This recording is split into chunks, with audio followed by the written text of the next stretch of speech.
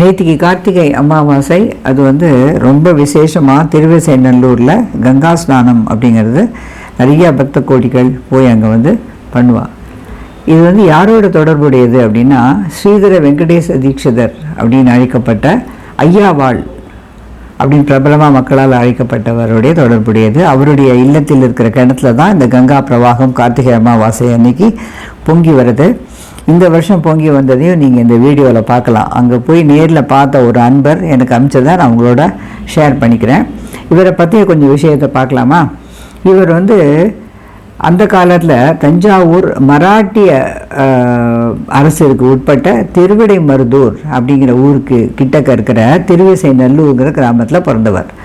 இவர் சிறந்த வேத விற்பன்னர், தவிர கர்நாடக இசை வல்லுனர்.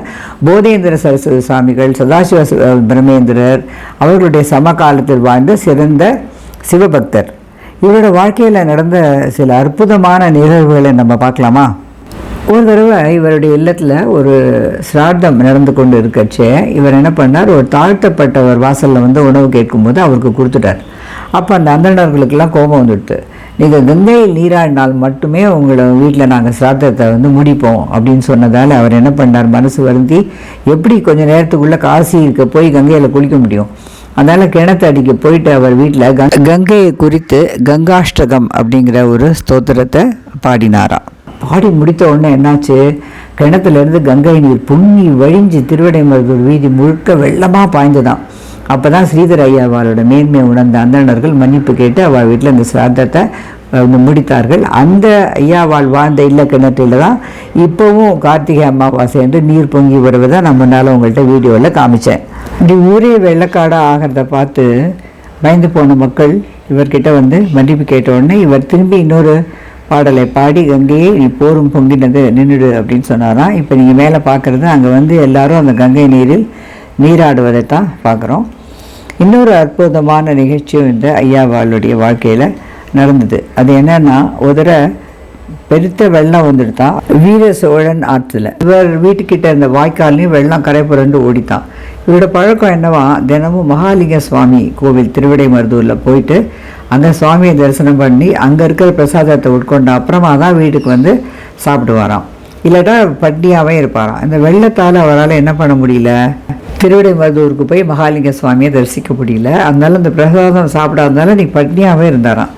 அப்போது என்னாச்சா, வாசக்கதவு தட்டுற சத்தம் கேட்டு தான் அந்த கோவிலோட குருக்கள் கையில் பிரசாதத்தோடு வந்து, நீங்கள் இன்னைக்கு கோவிலுக்கு வந்து பிரசாதம் சாப்பிடாதனால பட்னியாக இருப்பேன் இல்லையா, அதுக்காக நானே உங்களுக்காக பிரசாதம் கொண்டு வந்தேன்னு கொடுத்த உடனே இவர் ரொம்ப சந்தோஷம் அடைஞ்சு அவருக்கு அவருடைய மனைவி நிறையா உணவெல்லாம் பரமாறினாலாம். அதுக்கப்புறம் நீங்கள் எங்கேயே தூங்கிட்டு நாளைக்கு போங்க அப்படின்னோடனே அவரும் சரின்னாராம். அவர் குளிர போகிறதேன்னு சொல்லிட்டு ஒரு கம்பளியும் அவர் வந்து போத்தி விட்டாராம் ராத்திரி.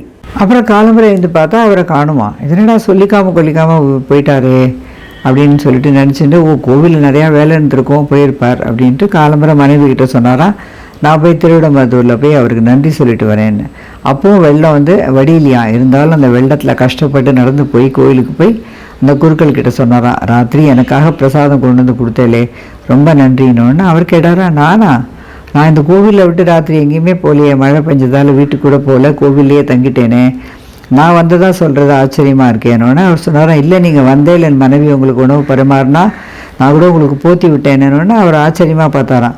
அப்புறம் கருவறையில் போய் பார்த்தாக்க அவருக்கு போத்தின கம்பளி அந்த லிங்கத்து மேலே போத்தி இருக்கிறத பார்த்து அப்படியே ஆச்சரியப்பட்டார். அந்த சிவனுடைய கருணை எண்ணி கண்ணீர் மல்கி அப்படியே கதறி அழுதாராம் ஐயாவாள்.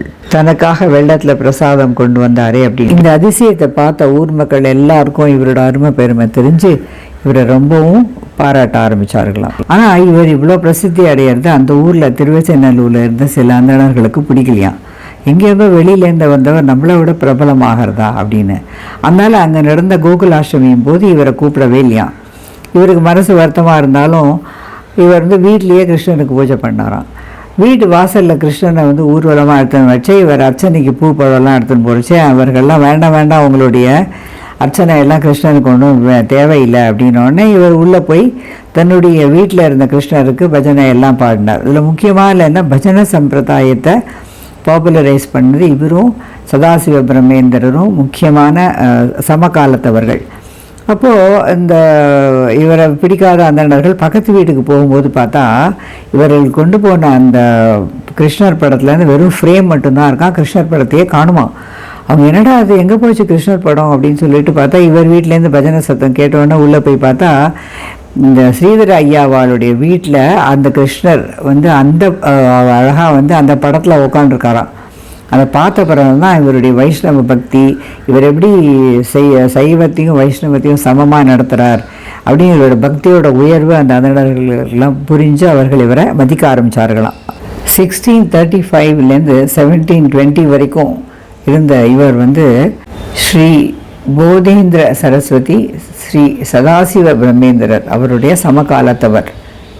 தக்ஷிண சம்பிரதாய நாம சங்கீர்த்தனத்தில் இவருடைய பெயர் வந்து ரொம்பவும் நிலைச்சு நிற்கிறது. பாகவதத்தில் சொல்கிறத போல கலியுகத்தில் நாம சங்கீர்த்தனமே மோட்சத்தை தரும். இவர் வந்து 1720 85வது வயசில் இவர் முக்தி அடைஞ்சதாக சொல்லப்படுகிறது. எப்படியா ஒரு நாளைக்கு மகாலிங்கேஸ்வரர் கோவிலுக்கு போயிருக்கச்சு அவருடைய ஆத்மா வந்து சிவலிங்கத்தோடு ஒன்றாக ஐக்கியமாயிட்டுதான். அதே நாளைக்கு அவரோட மனைவியும் இயற்கையில தான் ரொம்பவும் அதிசயமான ஒரு நிகழ்வு. சிவனோட ஐக்கியமான இவர் சிவனுடைய ஒரு மறு அவதாரம் என்றே கருதப்படுகிறார். இன்னொரு சமயம் என்னாச்சா, இவர் தன்னுடைய மாணாக்கர்களுக்கு பாடம் நடத்தச்சு திடீர்னு ஆழ்ந்த தியான நிலைக்கு போயிட்டாராம். அப்போது இவருக்கு பதில் சிவனே அவருடைய மாணாக்கர்களுக்கு பாடத்தை நடத்தினார். ஆனால் இவருக்கு அது தெரியாது.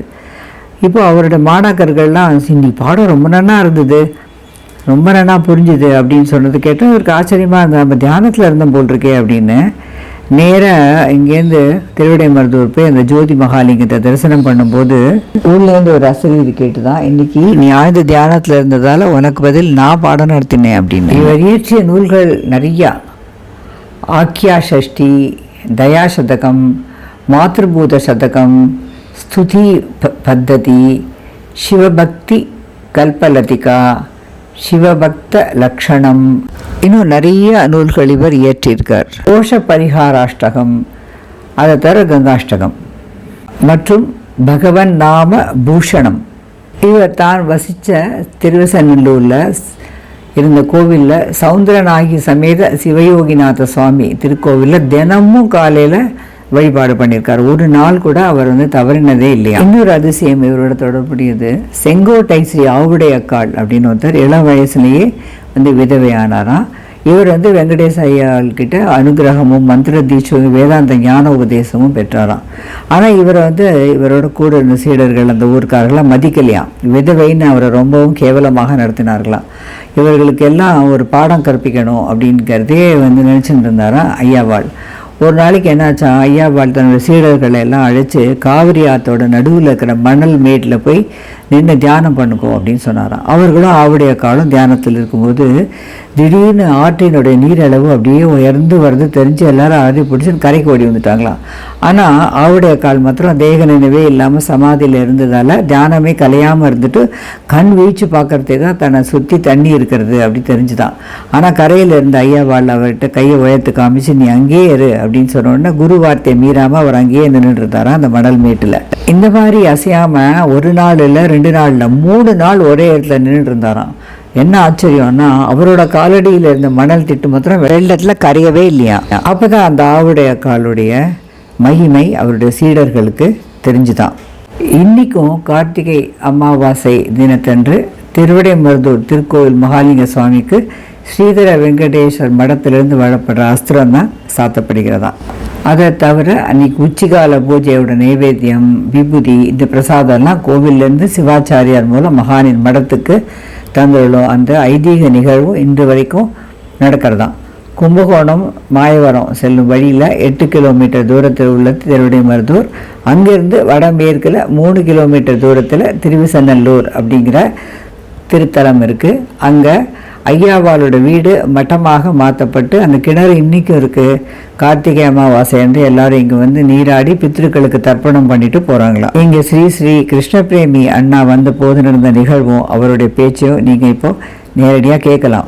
நான காலத்திலே கங்கேன்னு வந்தா கார்த்திகை அமாவாசை, நாளைக்கு வரப்போற கார்த்திகை அமாவாசை நேர தன்னை வீட்டு கணத்துல வந்தார். வந்து ஒரு கால் கங்காதேவி கங்காதரா ஒரு கால் எனக்கு அப்படி ஒரு பாபம் உண்டாகி அதுக்கு ஒரு பிராயஷ்சித்தம் பிராமணால் எனக்கு விதிச்சிருக்கா.